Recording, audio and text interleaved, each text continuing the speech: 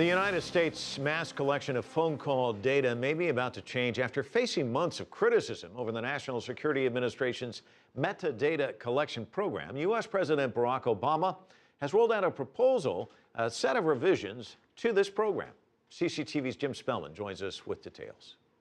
Mike, the president's goal here is to ensure the NSA still has the tools that the NSA say they need, while ensuring the privacy of American citizens is better protected than it has been, but that won't be an easy balance to strike. Privacy advocates were outraged when former NSA contractor Edward Snowden leaked details about a secret NSA program that collected phone call metadata on millions of Americans.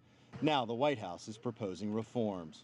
Overall, I'm confident that it allows us to do what is necessary in order to deal with the dangers of a terrorist attack, but does so in a way that addresses some of the concerns that people had raised. Under the proposed plan, the NSA would no longer store the data. That would shift to the phone companies. Currently, the NSA stores the data for 5 years. The phone companies would not be forced to store it any longer than they usually do, about 18 months. This ensures that the government is not in possession of that bulk data. I want to emphasize once again that some of the dangers that people hypothesized when it came to bulk data, there were clear safeguards against.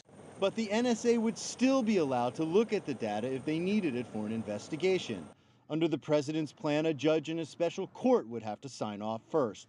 Not only is a judge overseeing the overall program, but also that a judge is looking at each individual inquiry that's made into a database. And this new plan that's been presented to me does that. But another plan for reform is being introduced in the U.S. Congress. This bill would also move metadata storage to the phone companies, but would allow the NSA to look at metadata records without pre-approval by a court, requiring the NSA to notify the courts at data.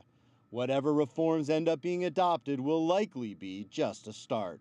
We still have to understand, know more about what the cell phone companies' practices themselves are in terms of how much data they're going to keep, as well as understanding what the novel court practice that's going to be used to protect the data will be. And neither plan is likely to quiet all the critics of the NSA.